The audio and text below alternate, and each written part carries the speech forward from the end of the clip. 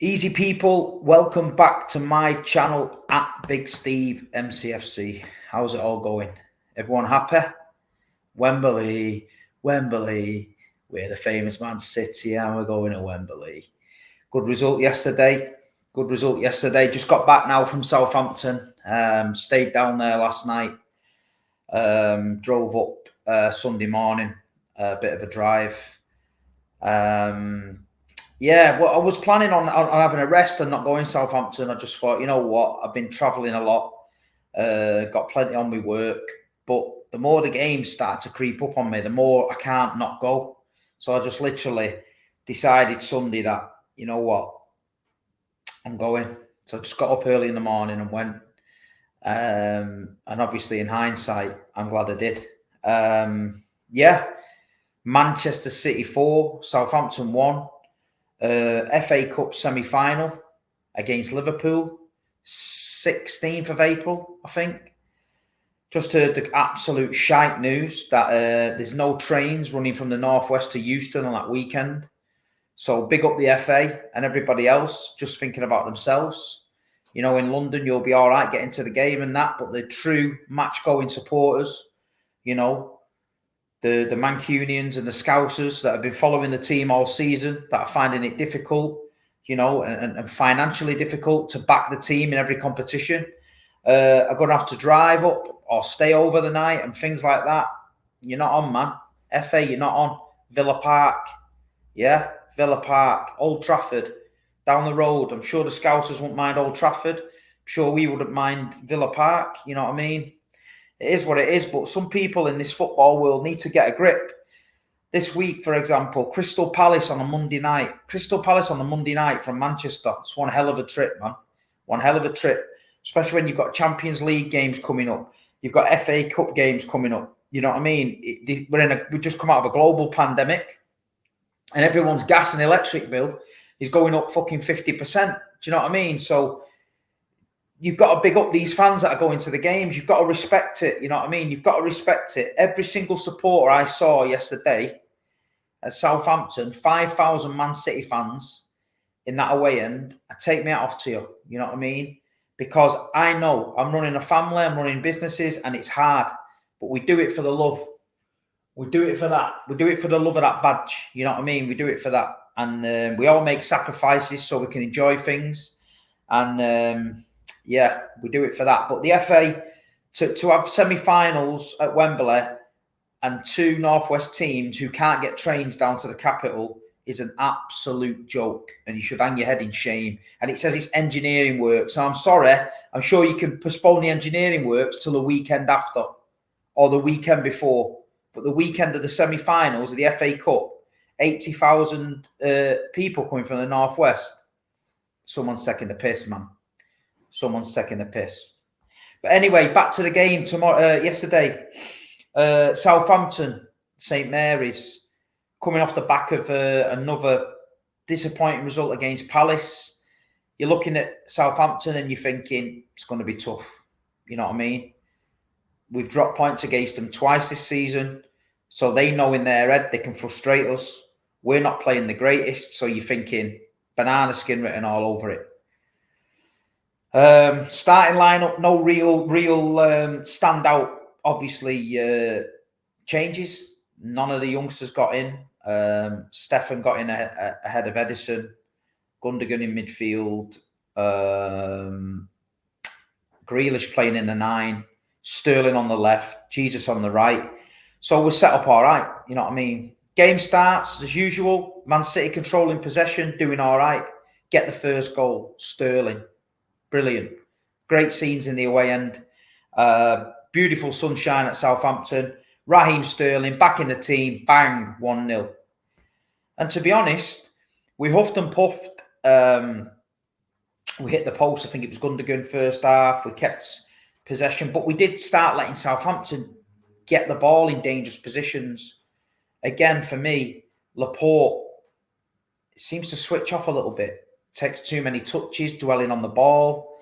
He needs to cut that out because when Laporte's on it, he's mustard. But when he's not and he's messing around a little bit, he seems to just hold the ball a little bit too long, or he'll knock it back to Stefan and put Stefan in a position, and we're all panicking. I'm thinking Rodri again. For me, he's turned back into that side-to-side Rodri, the one that just passes side-to-side. The Rodri where he turns and drives with it from earlier in the season, he's not quite there. And as a result of people like Rodri choosing to go backwards, I think Jack Grealish was isolated. I think Jack Grealish was getting really, really frustrated. We had no player in that middle that was willing to take a gamble and thread that ball through them lines. There was times where if we were quick enough, we could have zipped it into Grealish, into his feet, but we didn't do it. We'd rather play the easy option, the safer pass, side to side, and that's when it starts becoming frustrating for City.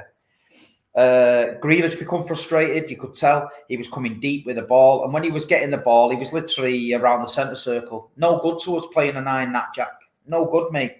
Do you know what I mean? We need you up there. Because sometimes we broke Sterling or Jesus, and then they're looking into the box, and Grealish, he laid it off on the halfway line, so he's miles behind. So yeah, I don't think Jack had a good game yesterday. I just don't think it was his own fault. I just think it was frustration and say lack of balls into him. Sucker punch just before half time, the own goal. Stefan got in a bit of a mix up. He was all over the place. And like you say, that the players try to cross it in, he's hit Laporte and gone into 1-1. So you're thinking, right, okay, 1-1, is it going to be one of them games? You know what I mean? Southampton's got the tail up. But no. Southampton did have a couple of good chances. They are a good team, Southampton, don't get me wrong. The kid from Livramento, the fullback, I like him. You know what I mean? James Ward-Prowse, great little player. He zips the ball about really well. He has a great free kick on him, a great set piece on him. So yeah, but I really am impressed with the centre half for Southampton, Salisu. I think he's a really, really good centre half. I think he's big, strong, he's commanding, and I think it won't be long before some big clubs are sniffing about him, because every time I've watched him, I've been impressed. So yeah, I think he might get attention in the summer, so he could be off for me.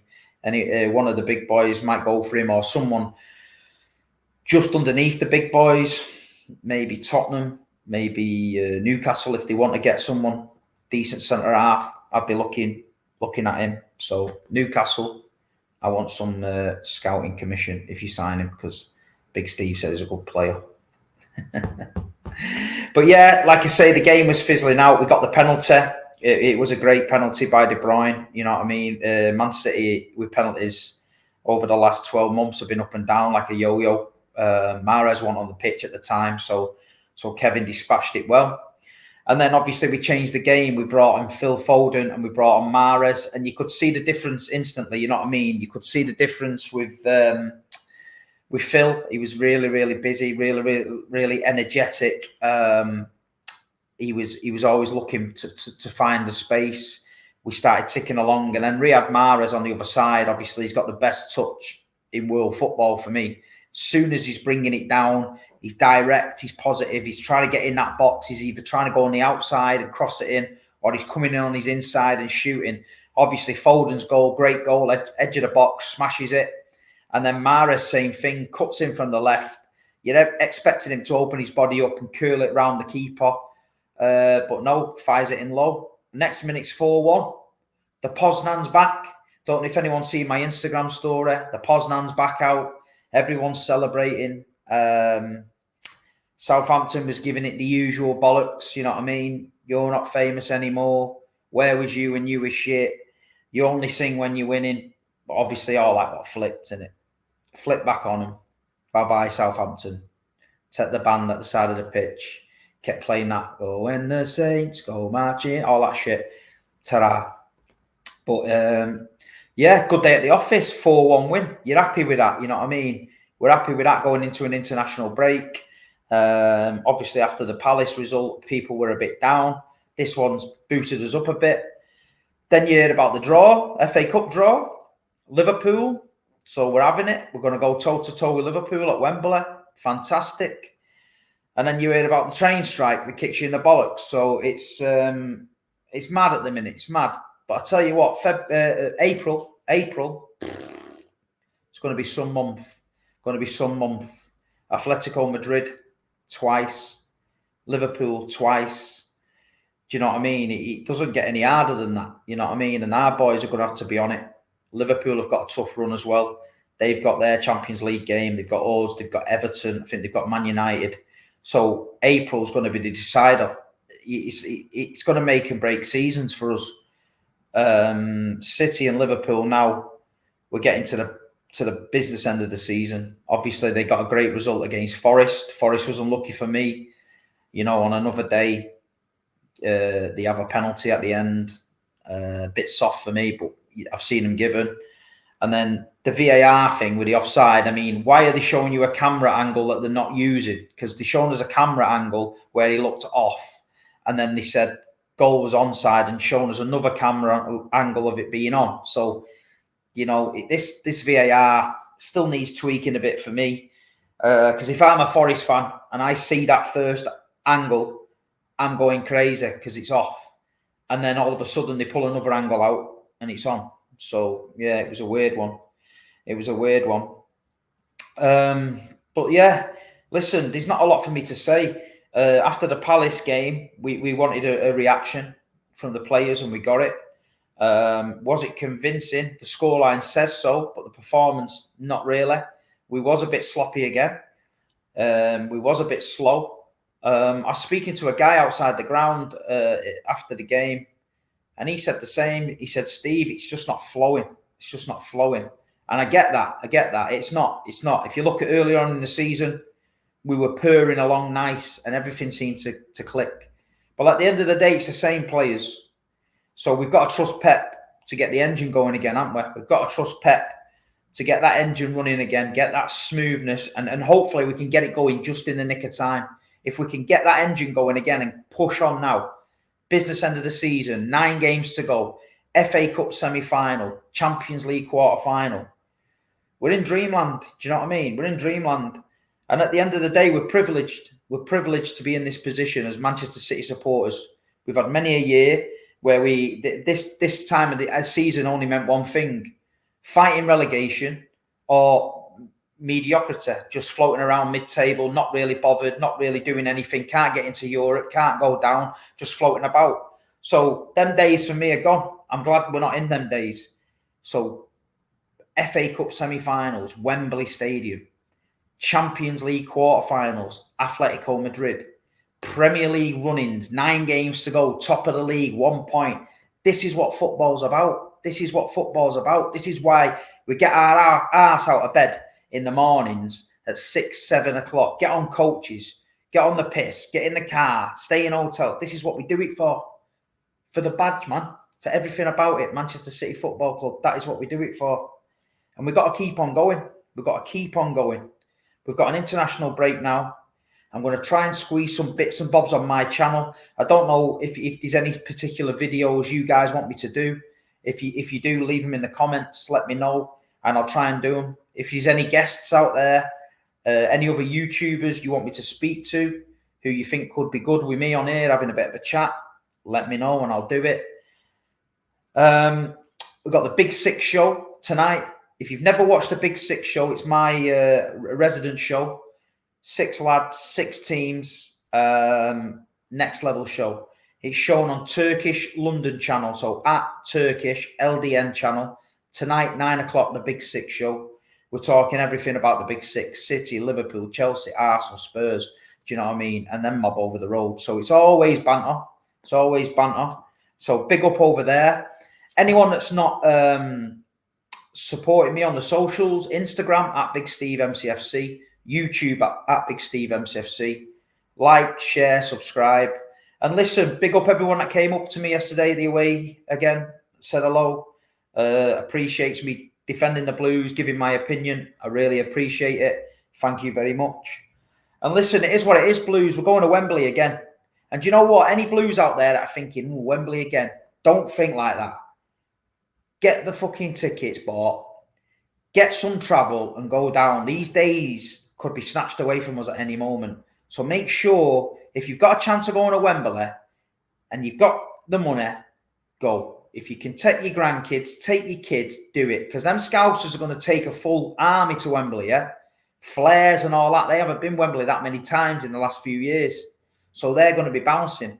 So we need to be bouncing. So make sure, if you can get a ticket for Wembley, get on your local supporters club, coach. Get down there. Let's support the Blues in the FA Cup semi-final, and let's get to that final. Listen, big respect to everybody. Have a great week. I know it's international football, but it is what it is. And I'll see everybody at Burnley away. Love, peace. See you soon.